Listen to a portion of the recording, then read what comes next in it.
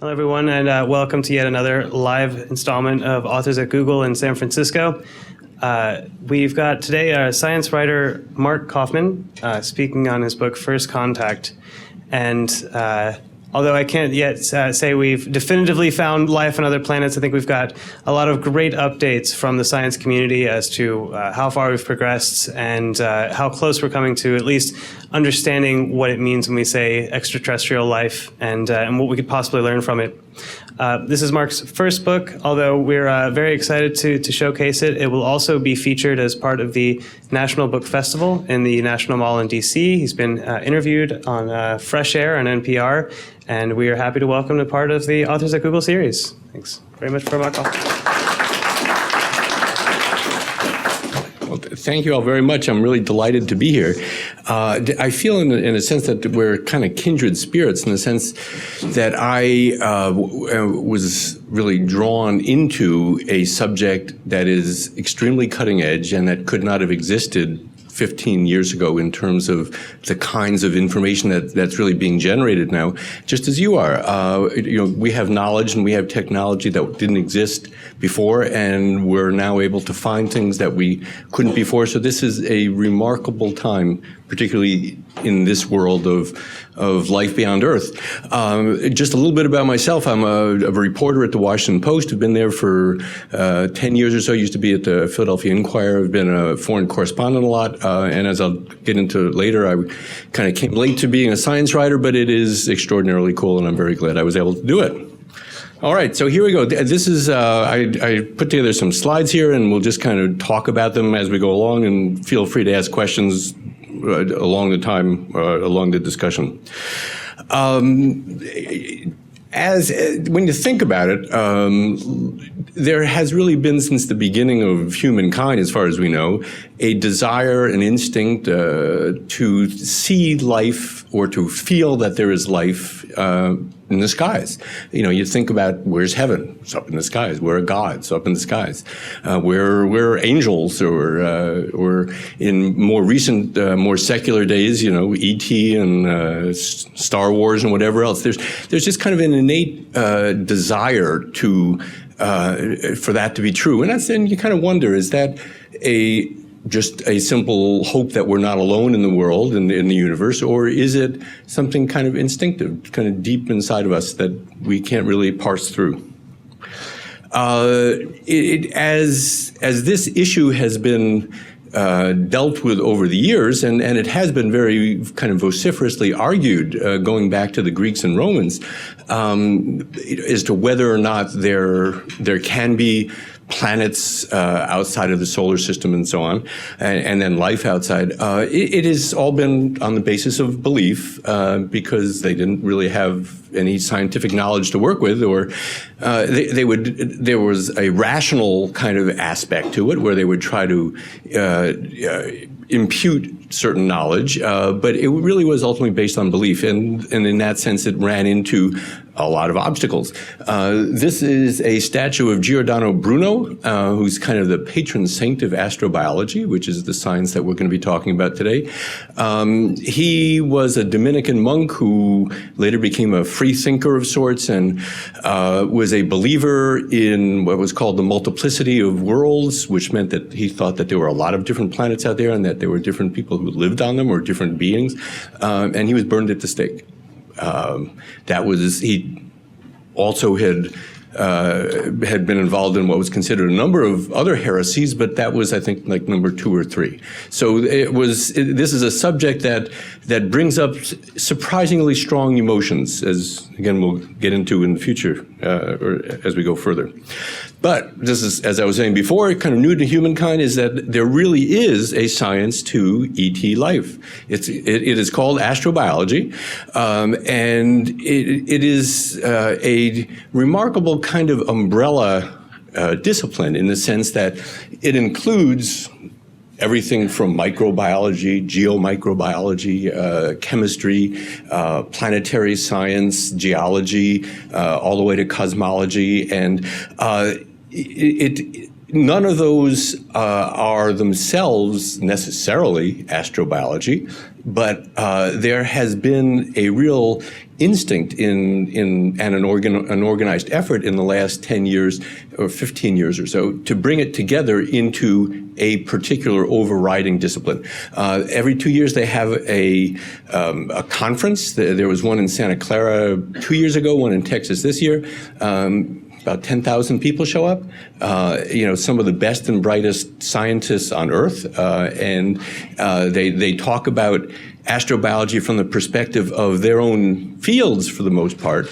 But it's all with that movement forward toward, hey, we think that there's life out there, and we're going to try to, one, understand what life might be, two, how we might identify it, three, how we could maybe figure out that it was there once before and isn't there anymore, and so on. So I've kind of taken to likening it to a stealth Apollo program. It is a massive effort. It's going on around the world. There are tens, hundreds of thousands of scientists involved in one way or another in the pursuit. But until recently, very few people have really known about it. And I think even now, you know about specific bits of news that come up, but you don't necessarily, there isn't a general understanding that this has been hardwired into NASA and the European Space Administration and to the whole effort of dealing with life beyond, space issues generally. Astrobiology is right at the center of it. As I was saying, I was a foreign correspondent, a lot of other things until I became a science writer 5-6 years ago. My editor said, you should really learn a little bit more about this. So I went up to a journalism boot camp at MIT, and the subject was the universe. We were supposed to learn about everything in the universe in 4 days. I'm not sure we succeeded, but we did learn a lot about supermassive black holes and, the Big Bang and how galaxies are formed. And all of it was deeply fascinating. But it wasn't until this woman arrived that, that things really gelled for me. Her name is Sara Seager. She has a named chair at MIT and tenure, which she got at age 34.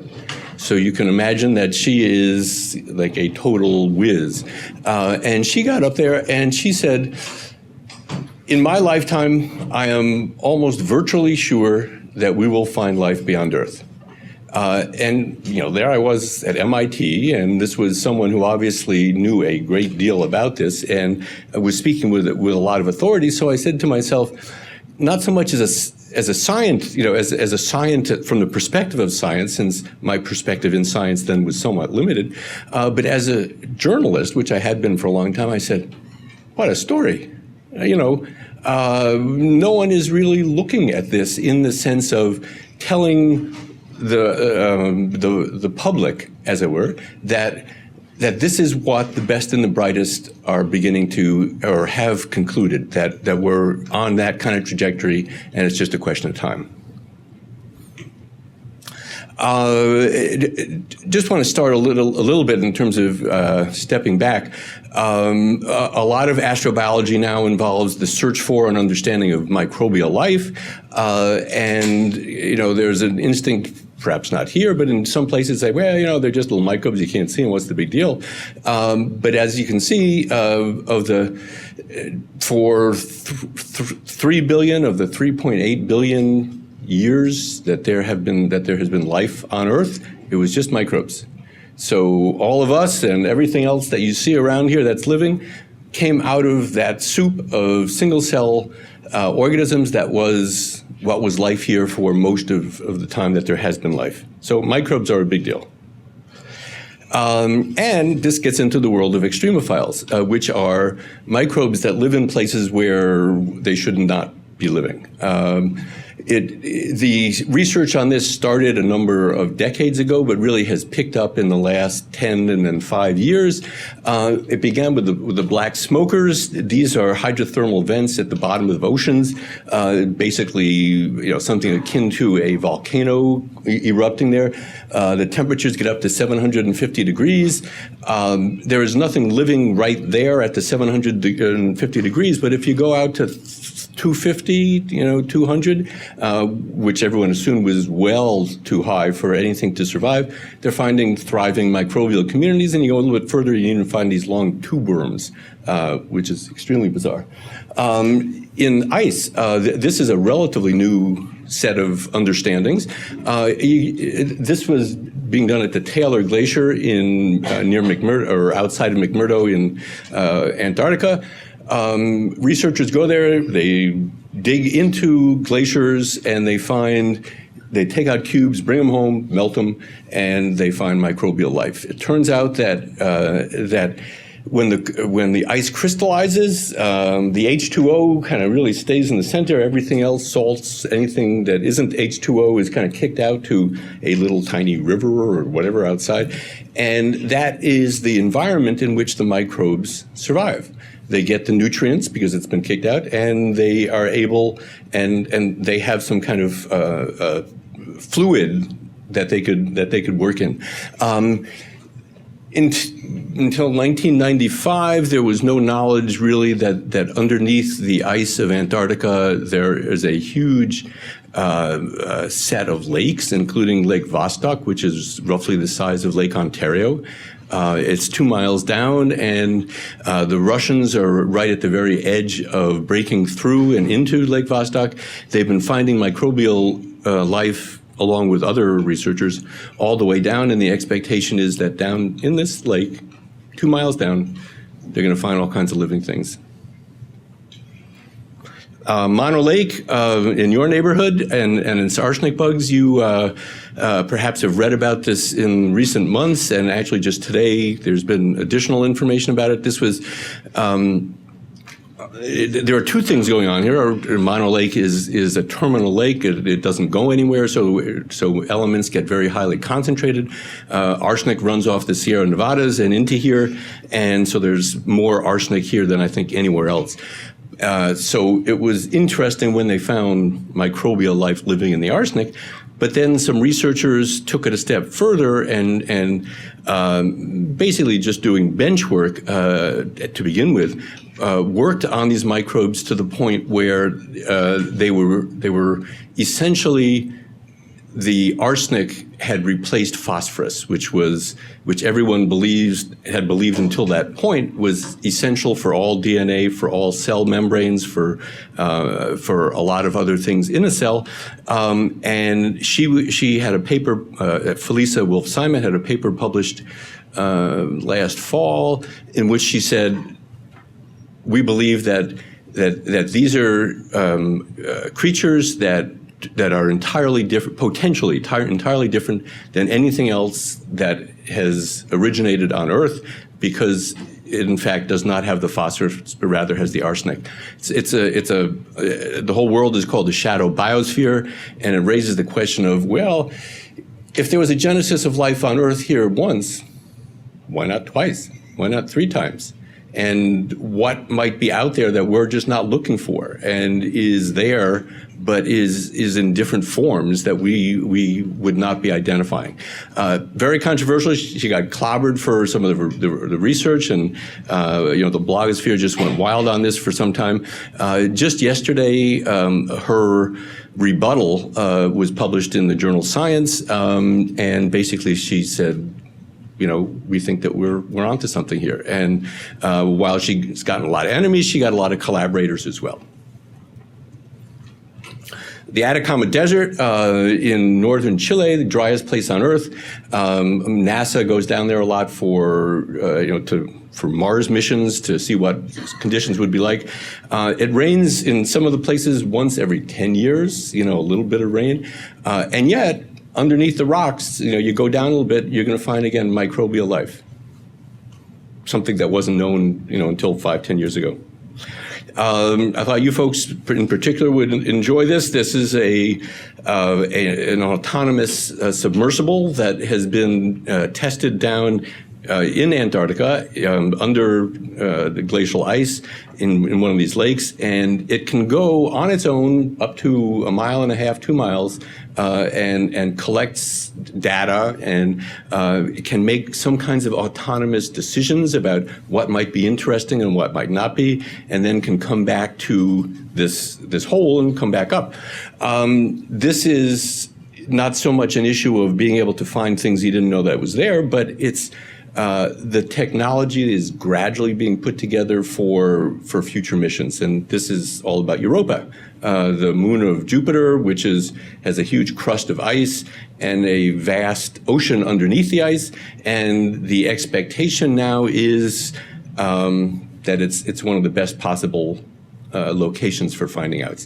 Now, of course, it's not going to be easy to get through 14 miles of ice to get through it. You might have to bring a nuclear weapon or something, but we'll see how that works out. In any case, Tullus Onstott, he is now at Princeton and a well-known professor, but he started off in the world of extremophiles as an unknown guy. He had no funding from NSF, no funding from from NASA, anyone. He had done some original work on looking for microbial life deep underground. Not in the water, but under the soil, and was not really getting too far. So he said, okay, where can I go really deeply down? And did research and found the deepest mines on Earth are in South Africa, the gold mines, diamond mines. He took $6,000 of his own money and went to South Africa and made connections with some scientists there, and over a period of a couple of years was able to go into some of the mines and to go. You can't really see it too well here, but this is a borehole where a little bit of water is coming out. They would collect the water and then take it into their labs and see what they found.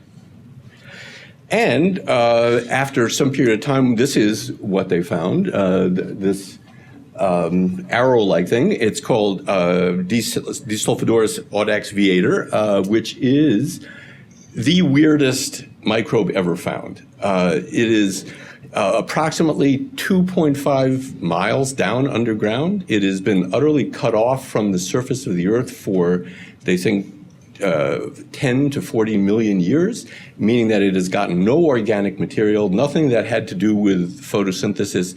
It lives, its energy source is the radioactive decay of rocks, and it uses that to break hydrogen sulfide into elements that it could use to metabolize and survive.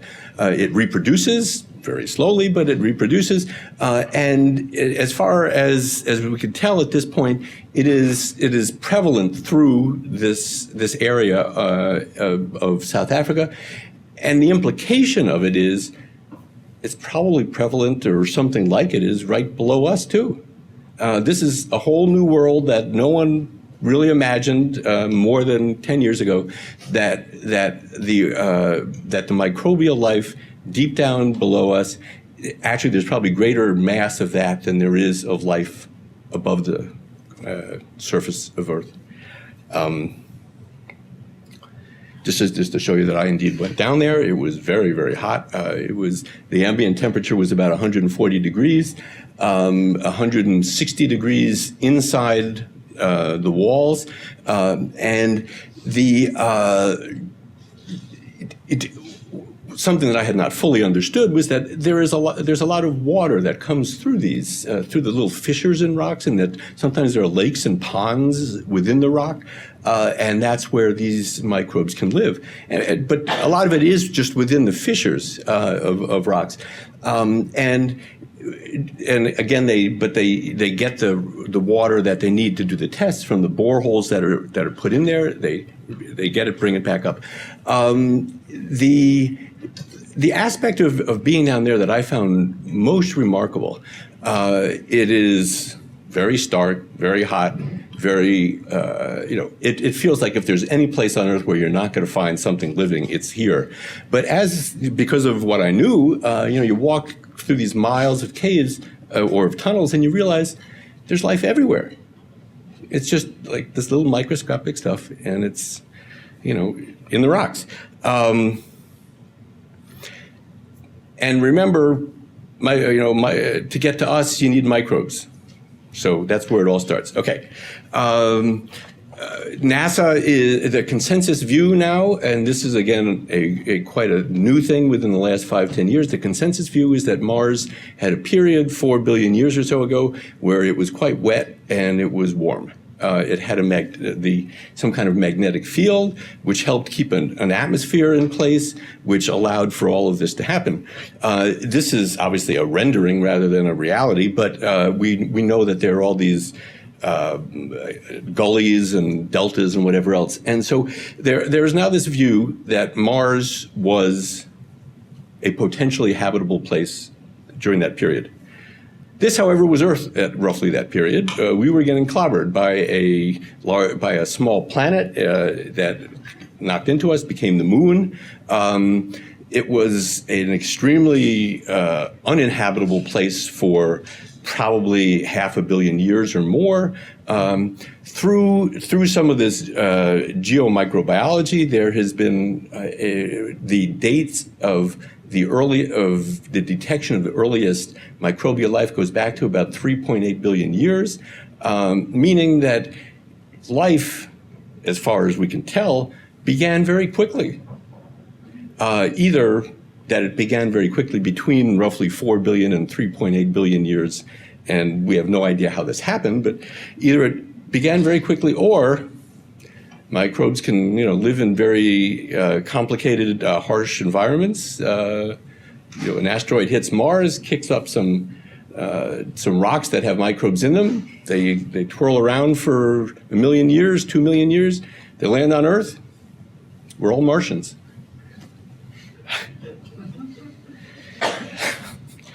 This is Mars now. Does not look like a very hospitable place. It looks like a beach, but without the hot dogs or anything. This is the Phoenix mission, which went up 2 years ago or so, and it went to the North Polar area, and this is what it found. It doesn't look like a big deal, but that is water ice, and it's right below the surface. And this kind of confirms, in a way, what that description earlier, that Mars once had a lot of water and was no doubt warm. And there's now an understanding that the water, that this kind of ice is prevalent throughout Mars under the surface.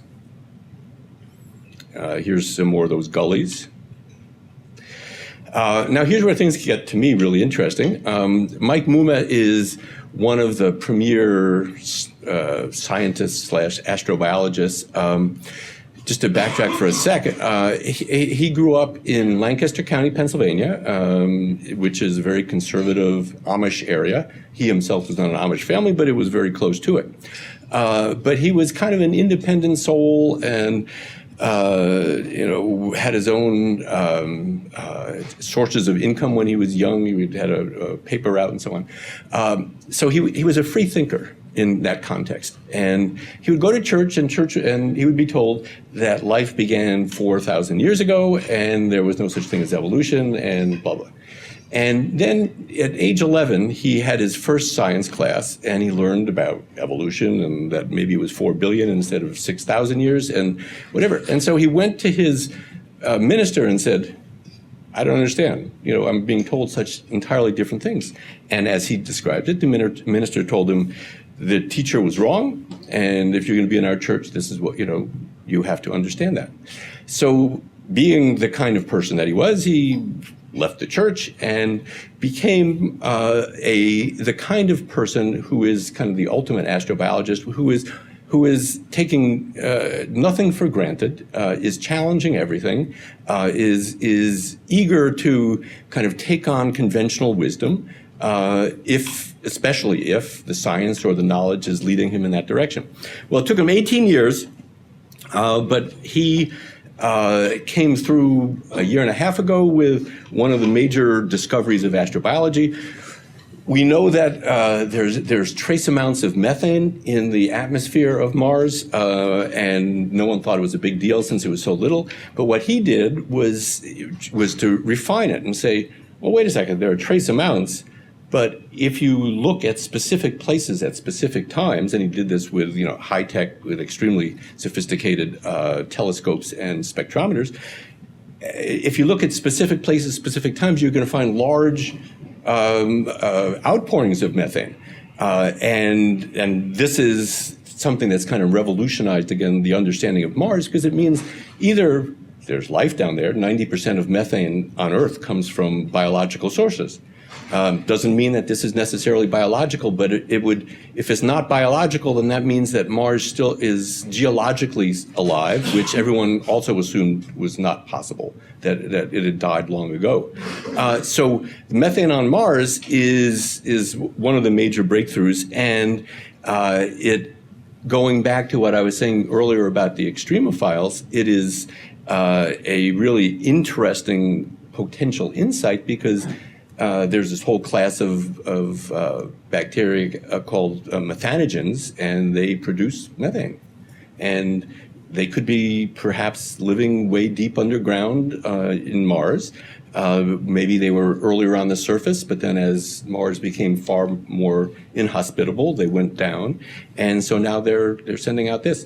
Both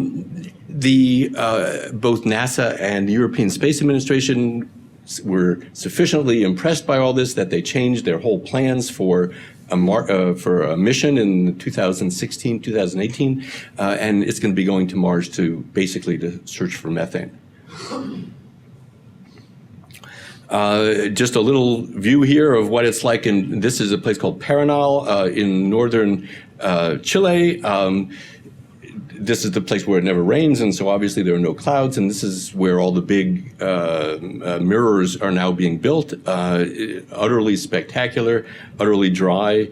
They have an 8-meter telescope, which is the largest that there is now. Oh no, I think the largest is 10 meter, but the Europeans are now building a 42-meter telescope. So in the the years ahead, the ability to see things, that additional technology that will lead to additional knowledge, is already in motion. As I went down with Muma to Paranal, and this is what it looks like. And I remember driving on that road after going through the desert for 2.5 hours or so, and arriving to that white building, and there wasn't a soul around. It was like there was a neutron bomb had gone off. There was just nobody, and I had no idea where the telescopes were, where anything was, but I was ushered out of the car and brought to this dome here.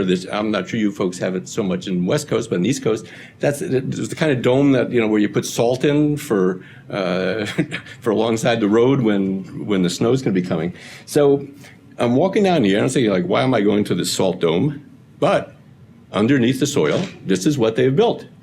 This is the residence for folks who work here, and it is just extraordinarily beautiful and cool, and so bizarre in that kind of context. It was wonderful to be there, just as an experience, but it was also an insight into what potentially sometime in the future we could be making on Mars or other places that are equally inhospitable. As it turns out, the first astrobiology mission to Mars since Viking, which was 1976, is going up this fall. This is called Curiosity. It is orders of magnitude more sophisticated than what happened when Viking went up. Viking was a remarkable success. 2 landers survived. They made it down. They did a bunch of tests, created a huge controversy as to whether or not they found life or not, and it's still being argued today. So they had interesting technology, but they didn't have nearly sufficient technology, and they didn't have nearly sufficient knowledge.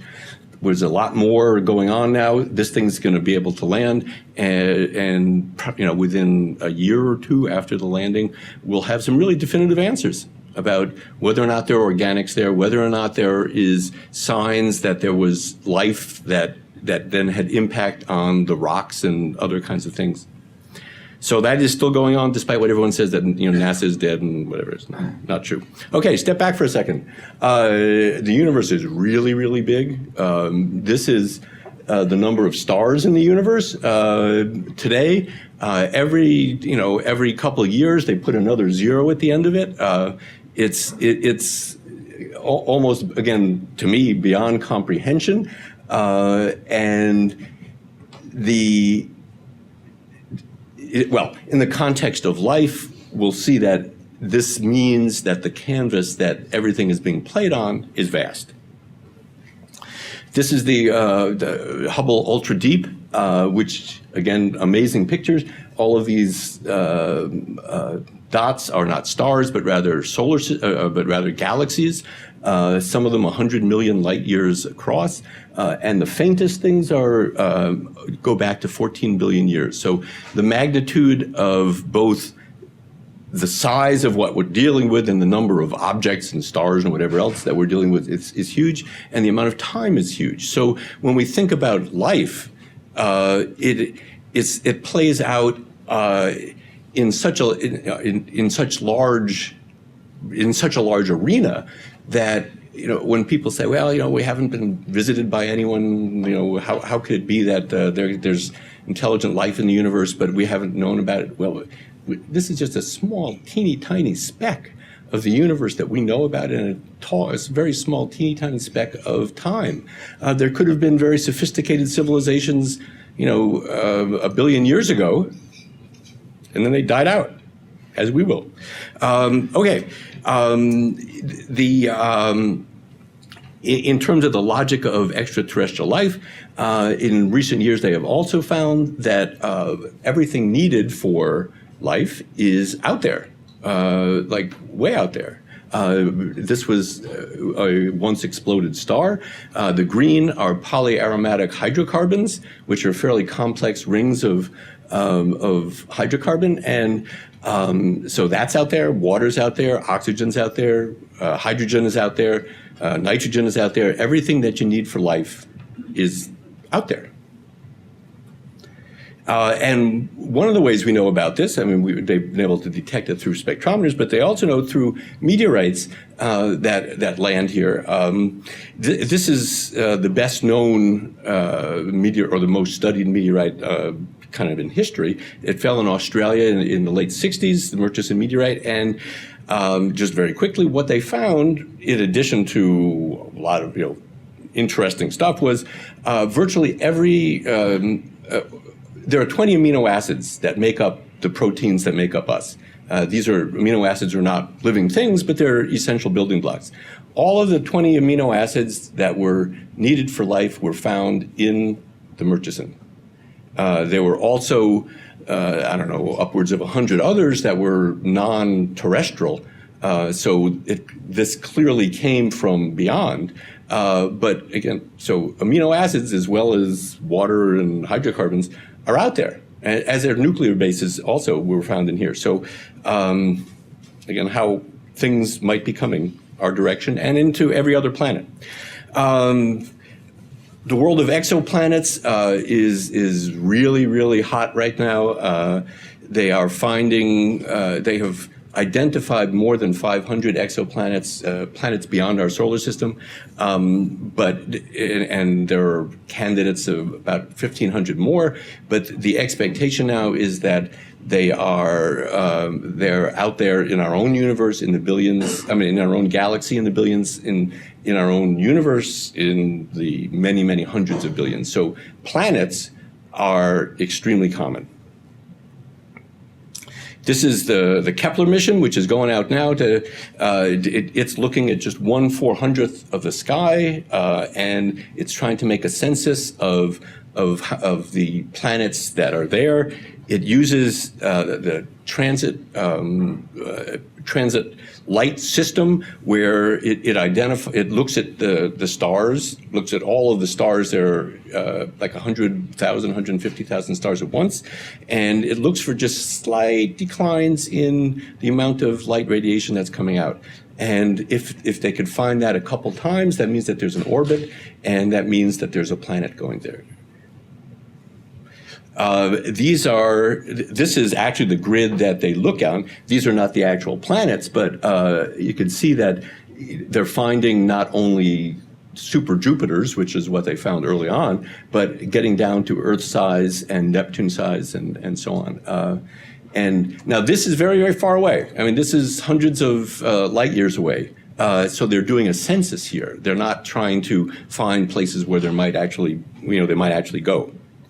However, this is Paul Butler, who is, I had the good fortune of spending a lot of time with down in Australia. He does a different kind of planet hunting.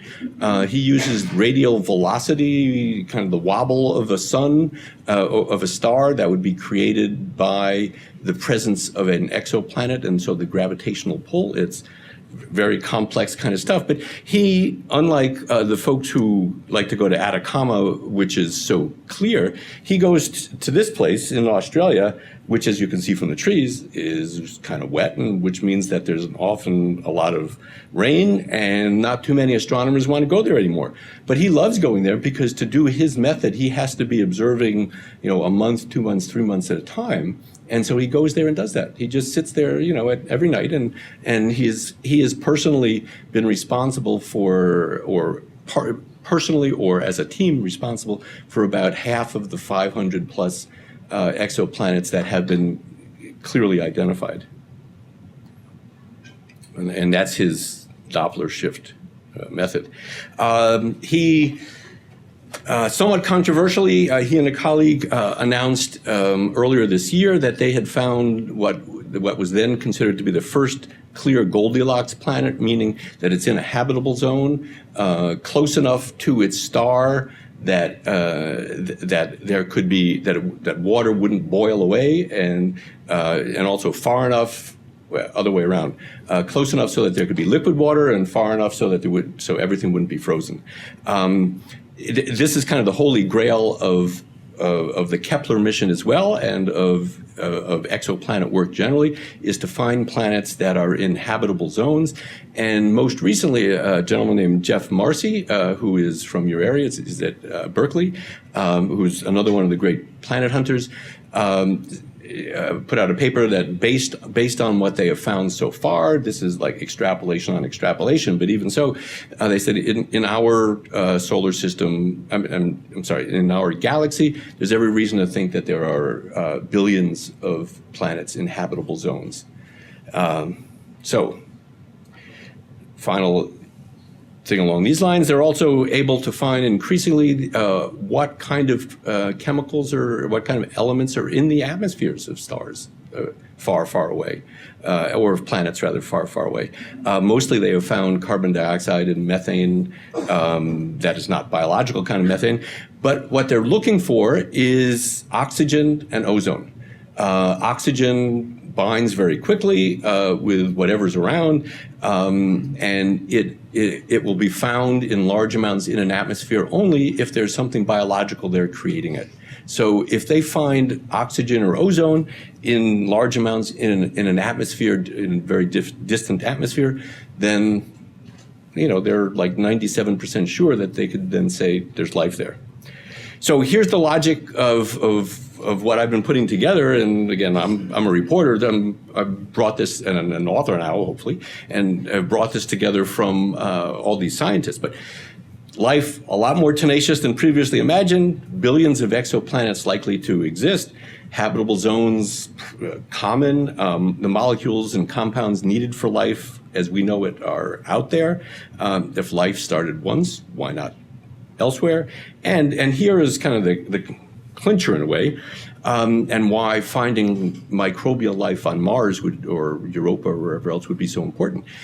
If there's just one Genesis in our little solar system, then you say, okay, well, maybe it's an anomaly. I don't know. It's weird that it would be an anomaly, but it's, I guess, conceivable.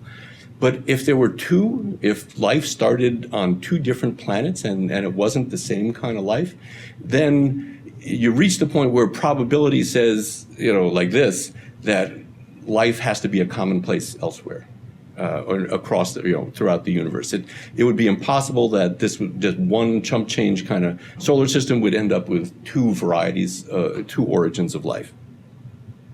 So what are we looking for in terms of life? Not this. It would be nice, but it's not likely. These are called snotties. They're bacteria. They grow in caves. They're very primitive. It wouldn't be, it's not like it's someone you could talk to, but the whole logic, again, is if you find it, then the logic of evolution says that why wouldn't that turn into, a snow leopard someday? In long in the distance. This is a nematode, which is going to be in the news next week. There's going to be an article in the journal Nature, which says that in those same South African mines, that not only did they find single cell microbes, but they also found this thing, which is a roundworm, which is complex as these things go, that it has a nervous system, it has a respiratory system, it has a system to take in food and to get rid of it. And they found it in the same area.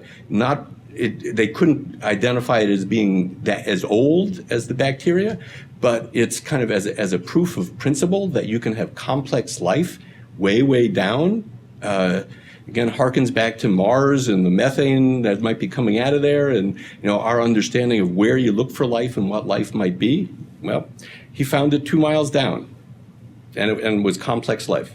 This is just a fun thing. This was put together by NASA. The logic, our understanding of the world, of the universe is like so totally off reality. You could, if you were on a planet where there were binary stars, photosynthesis could very easily not only turn trees strange colors like this, but you could actually, there was a paper that was put out recently saying that you could have leaves that are photosynthesized and are totally black,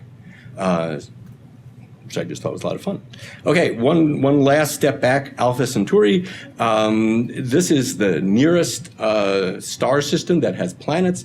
It's 4.2 light years away, which, by the comparison of all this, a lot of the other stuff seems like it's not much, but it's, since the whole idea of wormholes and warp speed and stuff like that is fiction as opposed to fact, our ability to get to places like this is going to be, unless you guys come up with it, then it's not going to happen for a long time.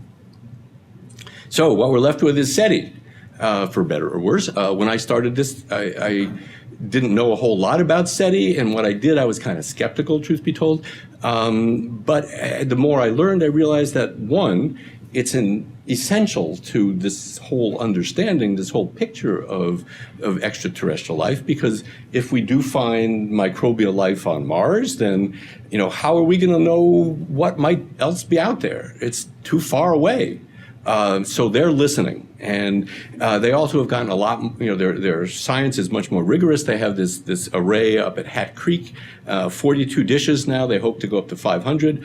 Alas, they just ran out of money to operate, so they're not operating there anymore. But it was all money that was donated. A lot of it was donated by Paul Allen or other fairly wealthy and savvy people in Silicon Valley. So it's not like they're saying. It's not like this is craziness.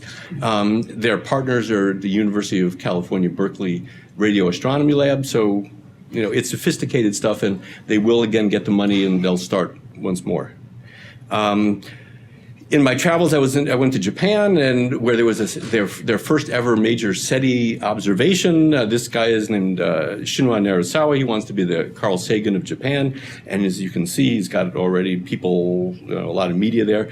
There were 23 observatories over 2 days. They were all looking at one star system that had been recommended by Carl Sagan and Paul Horowitz, two of the icons of this whole world. They looked, they didn't find anything, but the whole idea was to figure out a way to do everything together. I will end with this note. When after this was over, and after the stories began coming out about what they had been doing, I was with Shinwa, and he started to get calls, a lot of calls, and he would be like rolling his eyes and talking at length, and you could tell he was trying to calm people down. And just speaking Japanese, I didn't know what he was saying, but I later asked, what was happening? He said, well, you know, whenever we do something like this, and whenever there's press about it, we get all these calls from people saying, don't let them know we're here. That, you know, that this is dangerous. Now, of course, we're not letting them know we're here. They're just listening. But there is this whole discussion going on now about whether or not we should also do METI, which is messaging of extraterrestrial intelligence, which for the most part is not being done because of calls like this. And Stephen Hawking very famously said the same recently, that sending out messages would be too dangerous, that when superior technologies or societies with superior technology interact with those with inferior technology, meaning us, that it always turns out poorly for the latter. And so, but that's a discussion that's going on now, and it'll be exciting to follow. And a final thought, kind of bringing us back to the world of belief. I mean, there is this incredible body of science now that's been put together, and yet we're now still left with this question of, well, extraterrestrial life, is it bad? Is it good? Are they going to hurt us? Are they going to not hurt us? And in a way, it's sobering that is still there, but it's the same process hopefully will occur, where belief is gradually kind of chopped down and knocked in and put aside as science moves forward and finds realities, which has happened and hopefully will happen a lot more. Thank you.